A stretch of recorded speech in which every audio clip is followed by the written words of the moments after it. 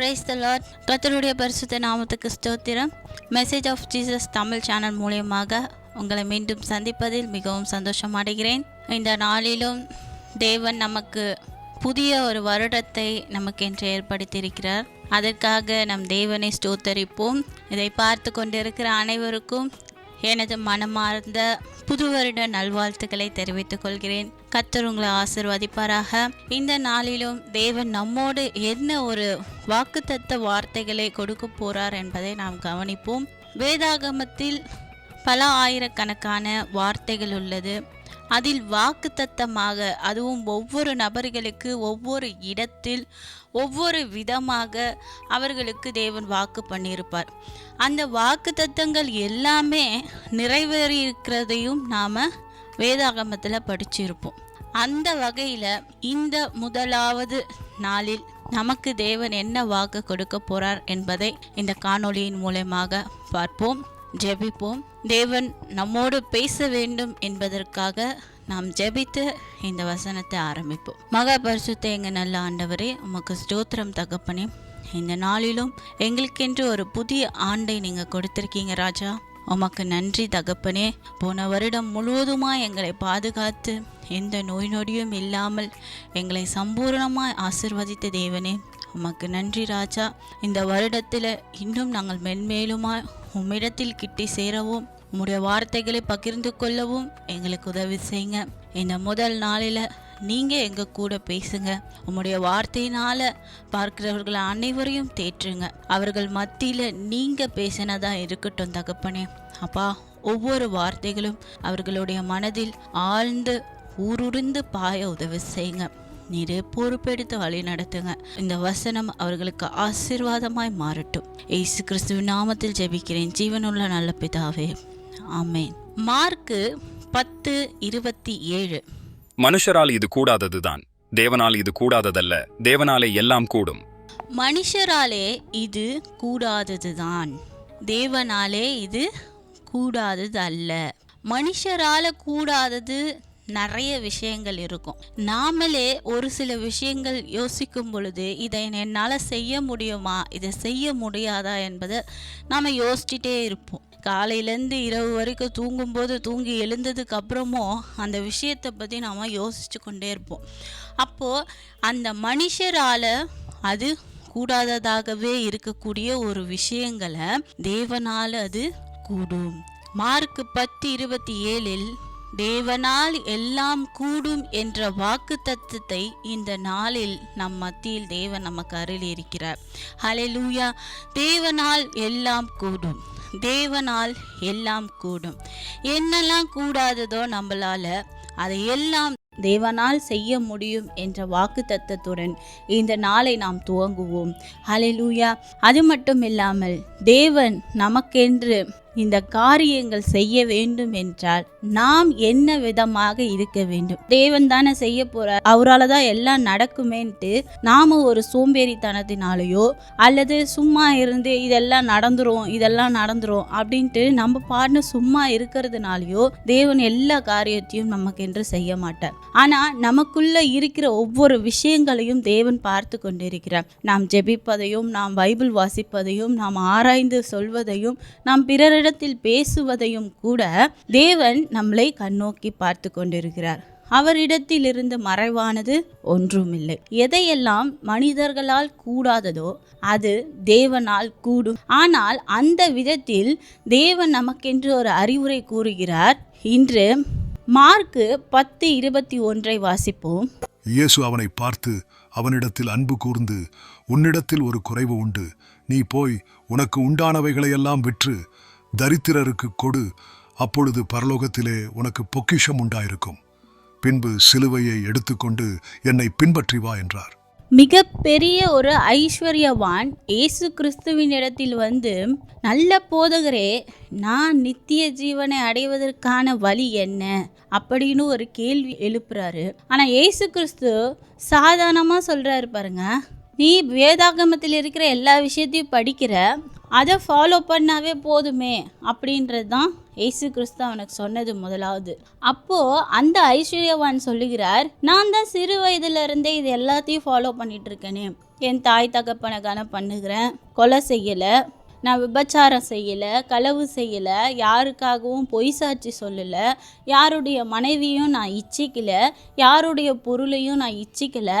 அப்படிலாம் இருக்கும்போது எல்லா கற்பனைகளையும் எல்லா பிரமாணங்களையும் நான் சின்ன வயசுலேருந்தே எல்லாத்தையும் ஃபாலோ பண்ணிட்டு தானே இருக்கேன் அப்படின்னு சொல்லும்போது இயேசு கிறிஸ்து ஒரே ஒரு வார்த்தை சொல்கிறாரு, உன்னிடத்துல ஒரே ஒரு குறை உண்டு. அதாவது உன்கிட்ட இருக்கிற எல்லா ஐஸ்வர்யத்தையும் விற்று தரித்திரத்தில் இருக்கிறவங்களுக்கு கொடு. அவ்வளோ பெரிய ஒரு ஐஸ்வர்யவான். ஆனால் இயேசு கிறிஸ்து சொல்கிறாரு, இருக்கிற எல்லாத்தையும் விற்றுட்டு ரொம்ப ஏழையாக இருக்கிறவங்களுக்கு அதை எல்லாத்தையும் எடுத்துகிட்டு போய் கொடு. யோசிச்சு பாருங்க, அவ்வளோ பெரிய ஒரு பணக்காரங்க எல்லாத்தையும் விட்டு கொடுக்க முடியுமா? ஏதோ சின்னதாக ஒரு கிராமத்தை தத்தெடுத்துக்கோ, இதை கொடு, இதை செய், இல்லை இந்த ஒரு மனுஷர் ரொம்ப கஷ்டப்படுறாங்க இவங்களுக்காக போய் செய் அப்படின்னு சொல்லும்போது ஒரு மனது வரும். யாராக இருந்தாலும் அவங்களுக்காக நம்ம செஞ்சோன்னா ஏசு சொல்லிட்டாரே அதை போய் நம்ம செஞ்சுட்டு வருவோம் அப்படின்ற ஒரு மைண்டு வரும்.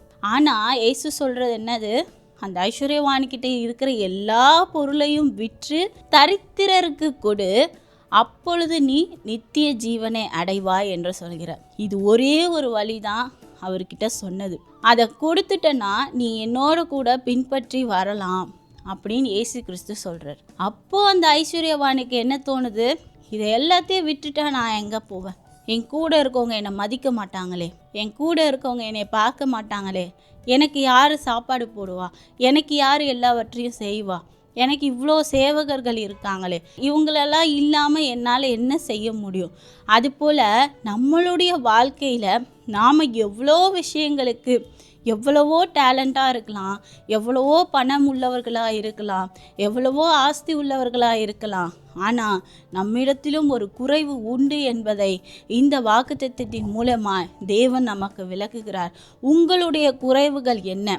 நம்மிடத்தில் இருக்கிற ஒவ்வொரு குறைவுகள் என்ன என்பதை நாம் தேவனை நோக்கி கேட்க வேண்டும். நாம் நித்திய ஜீவனை அடைவதற்கு என்ன வழி என்பதை நாம் தேவனிடத்தில் கேட்க வேண்டும்.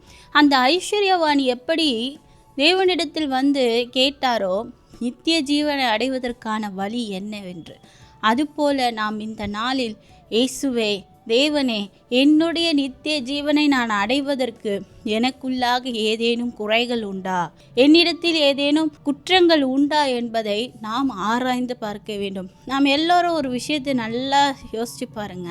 பரலோக நித்திய ஜீவனை நாம் யோசிக்கிறதே கிடையாது. ஆனால் பூலோகத்தில் நாம் எப்படி சந்தோஷமாக இருக்கலாம், நாம் எப்படிலாம் சாப்பிடலாம், நாம் எப்படிலாம் தூங்கலாம், நாம் எப்படிலாம் ஃப்ரெண்ட்ஸை சம்பாதிக்கலாம், இப்படி தான் நம்ம யோசிச்சுட்டே இருக்கோம். எவ்வளோ சொத்து சேர்க்கலாம், எவ்வளோ பொருளை சேர்க்கலாம் அப்படின்றது தான் நம்ம யோசிக்கிறோம். ஆனால் நமக்கென்று தேவன் நமக்காக நித்திய ஜீவனை வைத்திருக்கிறார். அந்த நித்திய ஜீவனை நாம் பெற்றுக்கொள்வதற்கான வழியை நாம் இந்த இடத்துல ஆயத்தப்படுத்துவோமானால் நம்மிடத்தில் இருக்கிற எல்லா குறைவுகளையும் நீக்கி நம்மால் கூடாத காரியத்தையும் தேவன் நமக்கென்று இறங்கி அதை செய்து கொடுத்து நம்ம இன்னும் மென்மேலும் வளரச் செய்வார். தேவனால் எல்லாம் கூடும் என்ற வார்த்தையின் மூலமாய் நம்மை இன்னும் தேற்றுவார். ஹல்லேலூயா. அடுத்ததாக அந்த ஐஸ்வர்யவான் சொல்லுகிறார், நல்ல போதகரே என்று. அந்த நல்ல போதகர் என்பது பெரிய வார்த்தையா இயேசு கிறிஸ்துவுக்கு தோன்றுகிறது. அப்பொழுது இயேசு கிறிஸ்து சொல்லுகிறார், மார்க் 10:18 வாசிப்போம். நீ என்ன நல்லவன் என்று சொல்வானேன்? தேவன் ஒருவர் தவிர நல்லவன் ஒருவனும் இல்லையே. நீ என்னை நல்லவன் என்று சொல்வதற்கு எதற்கு? பிதாவாகிய தேவனை தவிர நல்லவன் ஒருவரும் இல்லை என்று இயேசு கிறிஸ்து சொல்லுகிறார். அப்போ நாம இந்த உலகத்துல இருக்கிறோம், ஆனா நம்ம பக்கத்துல இருக்கவங்களும் சரி, நம்ம இடத்துல அன்பா இருக்கிறவங்க கிட்டையும் சரி, அவரை விட நல்லவன் யாருமே இல்லைப்பா, அந்த பொண்ணை விட நல்ல பொண்ணு யாருமே இல்லைப்பான்றத அந்த ஒரு வார்த்தைகளை நிறைய வாட்டி நம்ம யூஸ் பண்ணியிருப்போம். ஆனால் ஒரு ஆஃபீஸ்லேயோ சரி, இல்லை உங்கள் வீட்லேயோ சரி, நீங்கள் தொடர்ந்து செஞ்சிட்டு இருக்க ஒரு விஷயத்த ஒரு 2 நாட்களோ இல்லை 1 நாட்களோ அவர்களை விட்டு தள்ளி இருந்து இதை என்னால் செய்ய முடியல, இந்த இடத்துல எனக்கு வேறு ஒர்க் இருக்குது அப்படின்ற மாதிரி சொல்லி பாருங்க. அப்போ அந்த நல்லவன் என்று சொன்ன அந்த முகத்துல இருந்து ஒரு கெட்டவன் உருவாகுவான். நீ இவ்வளோ நாள் எனக்கு கீழே இவ்வளோ செஞ்சிட்ட, இன்னைக்கு ஏன் செய்ய மாட்டேங்கிற அப்படின்ற ஒரு வார்த்தைகள் அந்த இடத்துல இருந்து எழும்பும். அப்போ பூமியில இருக்கிற யாருமே நல்லவன் என்று சொல்ல முடியாது. பிதாவாகிய தேவனை தவிர ஒருவரும் நல்லவன் இல்லை. அப்போ நீங்கள் என்ன பண்ணணும்னா, ஒவ்வொரு விஷயங்களையும் ஒவ்வொருத்தர் இடத்துல பேசும்போதும் இவங்க நல்லவங்களா கெட்டவங்களா என்று பார்க்க வேண்டாம். ஏசு கிறிஸ்து நமக்கென்று என்ன சொன்னாரோ அதை எல்லாம் நாம் செய்வோம். இந்த வேதாகமம் என்னென்னலாம் சொல்லுகிறதோ அதை நாம் பின்பற்றுவோம். நாம் பின்பற்றும் பொழுது யார் நல்லவர்களோ கெட்டவர்களோ நாம் அறிய மாட்டோம். ஆனால் இயேசு நம் மத்தியிலிருந்து நமக்கு தேவையான காரியங்களை எல்லாவற்றையும் செய்ய வல்லவராயிருக்கிறார். நம் மத்தியில் இருக்கிற ஒவ்வொருத்தரையும் நீங்கள் பார்த்து நீங்கள் நல்லவங்க, அவங்க நல்லவங்க, இவங்க நல்லவங்க என்று சொல்லாமல் இருப்பதே நலமாக இருக்கும். அது மட்டும் இல்லாமல் அந்த பூமியில் இருக்கிற ஒவ்வொரு ஐஸ்வர்யத்தின் மேலேயும் பொருட்களின் மேலேயும் நாம் ஆசை வைப்பதை விட தேவன் நமக்கென்று ஏற்படுத்திய நித்திய ஜீவனை நாம் அடைவதற்கு தேவன் மேல் நம்பிக்கையாய் இருப்பதே நமக்கு நித்திய ஜீவனை அளிக்கும் என்பதை இந்த நாளில் தேவன் உங்களோடு பேசுகிறார். தேவனால் கூடாத காரியம் ஒன்றும் இல்லை. உங்களால் கூடாத காரியம் ஏதாகிலும் இருந்தால் அந்த நிலைமையில் அந்த இடத்தில் என்னிடத்தில் என்ன குறைவுண்டு, ஐஸ்வர்யவானுக்கு சொன்னது போல என்ன குறைவுள்ளது, யாரையேனும் நான் நம்பி அவர் நல்லவர், அவர் எனக்கு எல்லாவற்றையும் செய்து கொடுப்பார் என்று யாரையாவது நீங்கள் நம்பி இருந்தால் அதை இப்பொழுதே நிறுத்திவிடுங்கள். இயேசு கிறிஸ்துவை மட்டுமே நம்பி அவர் மேல் நம்பிக்கை வைத்து உங்களது நித்திய ஜீவனை அடைந்து கொள்ளுங்கள். அடுத்ததாக மார்க் 10:28-30 வசனங்கள். அப்பொழுது பேதுரு அவரை நோக்கி, இதோ நாங்கள் எல்லாவற்றையும் விட்டு உம்மை பின்பற்றினோமே என்று சொல்லத் தொடங்கினான். இயேசுவோடு இருந்த சீஷனாகிய பேதுரு படியாக கேட்கிறார். 28ஆம் வசனத்தை பாருங்கள். நாங்கள் எல்லாத்தையும் பின்பற்றி தானே உங்கள் கூட வந்திருக்கோம். அப்போ எங்களுக்கு நித்திய ஜீவன் எப்போ கிடைக்கும்? எங்களுக்கு அப்போ அந்த ஐஸ்வர்யவானை விட எங்களுக்கு அதிகமாக தான் கிடைக்கணும். இந்த பேதுரு இயேசு கிறிஸ்துவக்கிட்ட ஒரு கேள்வியை எழுப்புறாரு. அப்போ இயேசு கிறிஸ்து சொல்வதை பாருங்க. சுவிசேஷத்தின் நிமித்தமாவது, வீட்டையாவது, சகோதரரையாவது, தகப்பனையாவது, தாயையாவது, பிள்ளையாவது, நிலத்தையாவது விட்டவன் எவனோ இதை எல்லாத்தையும் விட்டுட்டு இயேசு கிறிஸ்துவுக்காக யோசிக்கிறவன் எவனோ அவன் இந்த இம்மையிலே துன்பங்களோடு கூட நூறத்தனையான நீங்கள் எதெல்லாம் அங்கே இழந்தீங்களோ, நீங்கள் எதெல்லாம் இந்த இடத்துல விட்டுட்டு வரீங்களோ, அதாவது இயேசு கிறிஸ்துவுக்காக மட்டும், நான் என் பையனுக்காக சொத்தை விட்டேன், என் புருஷனுக்காக சொத்தை விட்டேன், இப்படி கிடையாது. ஆனால் இயேசு கிறிஸ்துவுக்காக நாம் எதை இழக்கிறோமோ அதை எல்லாம் நமக்கு நூறத்தனையாய் எங்கே நமக்கு கிடைக்குது? இம்மையில் நாம் எதெல்லாம் துன்பங்களோடு அனுபவித்தோமோ அதை எல்லாம் மறுமையில் நமக்கு நூறத்தனையாய் தேவன் கொடுக்க வல்லவராக இருக்கிறார். ஹல்லேலூயா. அப்போது இந்த இடத்துல நாம் என்ன தெரிஞ்சுக்கிறோம்? நாம் ரொம்ப ஆழமாக எதில் இருக்கிறோம்? நாம் ரொம்ப ஆழமாக எந்த விஷயத்தை யோசிக்கிறோம்? யாருக்காக யோசிக்கிறோம்? தன் புருஷனுக்காக யோசிக்கிறோமா, தன் மனைவிக்காக யோசிக்கிறோமா, தன் பிள்ளைகளுக்காக யோசிக்கிறோமா, தன் சொந்தக்காரங்களுக்காக யோசிக்கிறோமா, தனது வேலைக்காக யோசிக்கிறோமா என்பதை நாம் சிந்தித்து பார்க்க வேண்டும். இந்த நாளிலும் தேவன் உங்களோடு சொல்லுகிறார், நீர் யாருக்காகவும் யோசிக்காது. இயேசு கிறிஸ்துவை மட்டும் உன் மனதில் வைத்து எதெல்லாம் இழந்தியோ, ஏசப்பா எனக்கு இது போயிடுச்சேன்ற சொல்கிறத விட இதை நீங்கள் நூறத்தனையாக எனக்கு பரலோகத்தில் எனக்காக ஏற்று வைத்திருக்கீங்க என்று சொல்லும் பொழுது அப்பொழுது நமக்கு தேவன் அதை ஆயத்தப்படுத்தி கொடுப்பார். எதெல்லாம் நாம் இழக்கிறோம் என்று நினைக்கிறோமோ அதை எல்லாம் நாம் திரும்ப பெற்றுக்கொள்வோம். ஹல்லேலூயா. நாம் எதெல்லாம் நம்ம இழந்து அதெல்லாம் என்னால் முடியவில்லையே, என்னால் இந்த பிள்ளையை பார்க்க முடியலையே, இந்த இடத்துல என்னால் வேலை செய்ய முடியலையே, இந்த இடத்துல எனக்கு ப்ரொமோஷன் கிடைக்கவில்லையே என்று நிறைய நேரம் நம்ம பலவிதமான காரியங்களுக்காக யோசித்து கொண்டே இருப்போம். இந்த சொத்து என்னால் விற்றா நல்ல என் பிள்ளைக்கு நல்ல ஒரு திருமணத்தை என்னால் செய்ய முடியுமே என்று நிறைய பேர் யோசித்து இருக்கலாம். ஆனால் நீங்கள் யோசிக்கிறதை காட்டிலும் என் இயேசு கிறிஸ்து அதிகமாக யோசிக்கிறார். நாமே நம்மளுடைய பிள்ளைகளுக்கு நேர்த்தியானதையும் செம்மையானதையும் செய்ய தான் நம்ம யோசிப்போம். அந்த பிள்ளை வளர வளர அவர்களுக்கு என்ன தேவை, என்ன ஊட்டச்சத்து தேவை எல்லாமே நம்ம யோசித்து அந்த பிள்ளையை வளர்ப்போம்.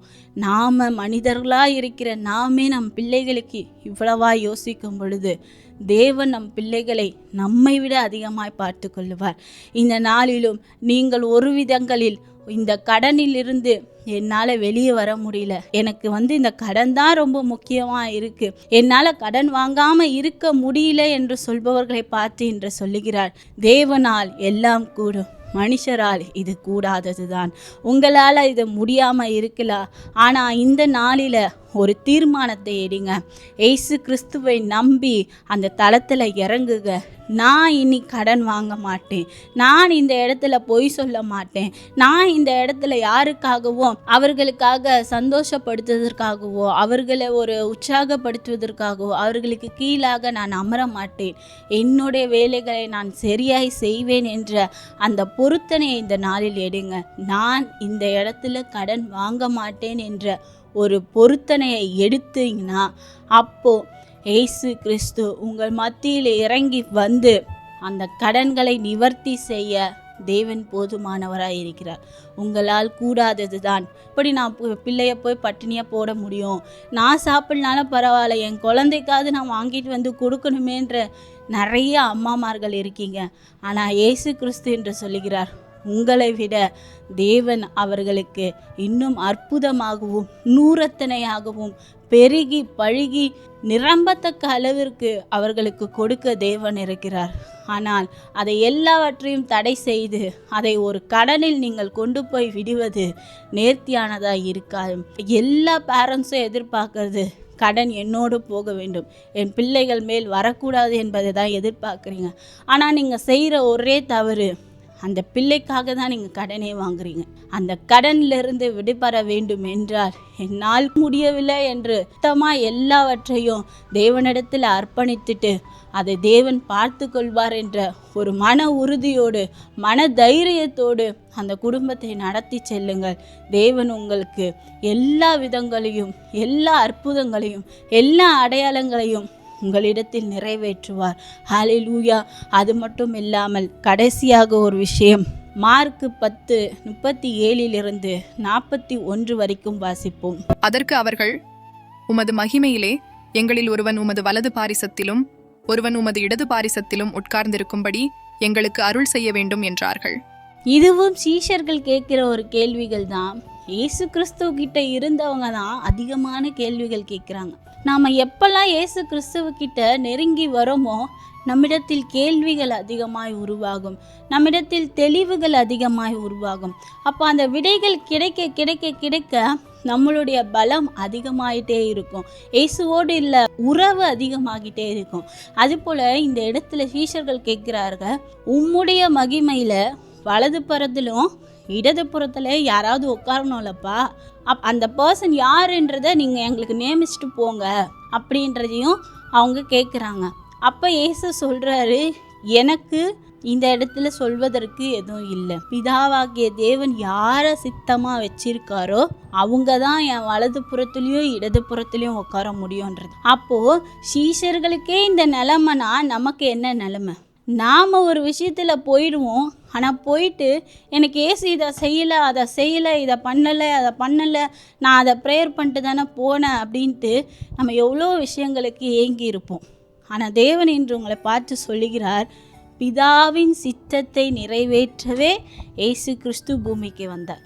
அதுபோல் பிதாவுடைய சித்தம் என்னவோ நம் வாழ்க்கையில் நீ இந்த இடத்துல தான் போய் வேலை செய்யணும், நீ இந்த குடும்பத்தோடு தான் இருக்கணும், நீ இந்த இடத்துல தான் செய்யணும், நீ இந்த தொழில் தான் தொடங்கணும், நீ இந்த இடத்துல என்னோட வார்த்தைகளை தான் பகிர்ந்து கொடுக்கணுன்ற ஒரு சித்தம் இருந்தால் அந்த சித்தத்தை மட்டுமே தான் நாம் நிறைவேற்றுவதற்கு தேவனிடத்தில் வேண்டுமோமானால் நாம் நித்திய ஜீவனை அடைவதற்கு பெரும் வழியாய் அது இருக்கிறது.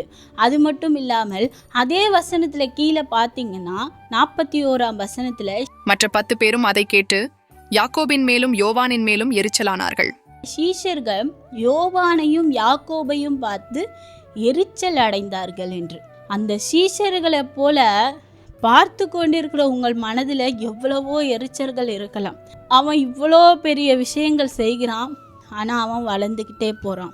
அவன் என்னை விட கெட்டவனாக இருக்கான், ஆனால் அவனுக்கு எல்லாமே கைக்கூடி வருது. என்னை விட பாசமாக இருக்கிறவன் யாருமே இல்லை, ஆனால் அவனை நோக்கி தான் ஜனங்கள் போகுது. இந்த மாதிரி நிறைய விஷயங்களுக்கு நாம் ஒவ்வொருத்தரையும் பார்த்து அவனை பார்த்து எரிச்சல் படுதல், அவனை பார்த்து பொறாமைப்படுதல், அவனுக்கு விரோதமாய் பேசுதல், மற்றவர்களிடத்தில் போயிட்டு நான் தான் இந்த விஷயத்தை ஃபஸ்ட்டு செய்ய வேண்டியது, ஆனால் அவன் செஞ்சுட்டு அவன் பேரை வாங்கிட்டான், இப்படின்ட்டு நிறைய விஷயங்களுக்கு நாம் எரிச்சல் அடையிறதையும் பொறாமைப்படுகிறதையும் நாம் பார்க்க முடியும். நீங்களே ஒரு நிமிடம் யோசிச்சு பாருங்க. நிறைய விஷயங்களுக்கு பெண்களாக இருந்தால் வீட்லேயும் சரி ஆஃபீஸ்லேயும் சரி நிறைய விதமான காசிப்ஸ் பேசுவோம். அதுபோல் அந்த இடத்துல ஒருத்தரை பற்றி நம்ம பேசும் பொழுது அது ஒரு பொறாமையாய் வெளிப்படுகிறது, அது ஒரு எரிச்சலாய் வெளிப்படுகிறது. இந்த எரிச்சல் தான் மற்றவர்கள் மீது கோபமாய் வெளிப்படுகிறது.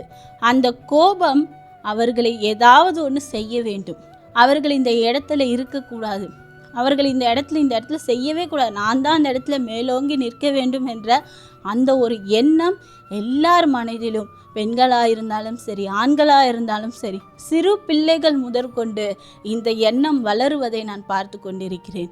பிள்ளைகள் மற்றிலும் சரி, பெற்றோர்களாகிய நீங்கள் அவர்களுக்கு உதாரணமாயிருந்து இந்த பொறாமை, எரிச்சல், வன்கண் இதிலிருந்து வெளிப்பட நீங்கள் அவர்களுக்கு உதவி செய்ய வேண்டும்.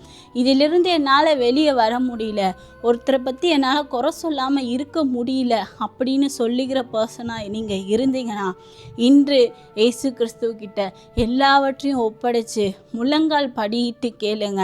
ஏசப்பா, என்னுடைய குறைவுகளை, என்னுடைய குற்றங்களை என்னிடத்திலிருந்து நீக்கி உம்மோடு கூட என் நித்திய ஜீவனை அடைவதற்கான வழி என்னவென்று கேட்டு அதை நிவர்த்தி செய்து தேவனோடு நாம் பரலோகத்தில் நித்திய ஜீவனோடு வாழ நாம் அர்ப்பணிப்போம். இந்த காரியங்கள் ஒவ்வொன்றிலும் நம்மால் முடியாதுதான். ஒவ்வொரு விஷயத்திலும் ஐஸ்வர்யவானை போல எவ்வளவு சொத்து இருந்தாலும் அதை விட்டு தரித்திரருக்கு கொடுக்கிற அளவுக்கு அந்த மனது வராது. அதுபோல சீஷர்கள் மத்தியில் இருந்த அந்த பொறாமையும் எரிச்சலும் மற்றவர்களை பார்க்கும்பொழுது நம்மை விட நல்லா இருப்பாங்க, நம்ம விட அழகாக இருப்பவர்களை பார்த்து நம்மால் அதை சொல்லாமல் இருக்கவே முடியாது.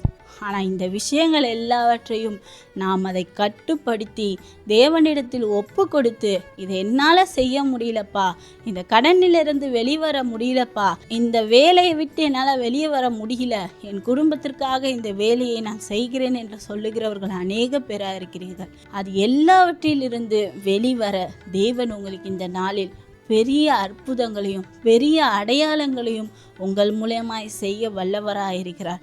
அதற்கு நீங்கள் செய்ய வேண்டிய ஒரே காரியம், இது மனுஷரால் கூடாதது, என்னால் கூடாததுப்பா, தேவனால் எல்லாம் கூடும் என்று சொன்ன வார்த்தையின்படி இயேசு கிறிஸ்துவாகிய நீர் என் மத்தியில் இறங்கி இதை எல்லாவற்றையும் செய்து கொடுக்குமாறு நான் வேண்டிக் கொள்கிறேன் என்று ஒரு வார்த்தை நிமித்தமாக, ஒரு ஜெபத்தின் நிமித்தமாக இவை எல்லாவற்றையும் நாம் ஆட்கொள்ள முடியும்.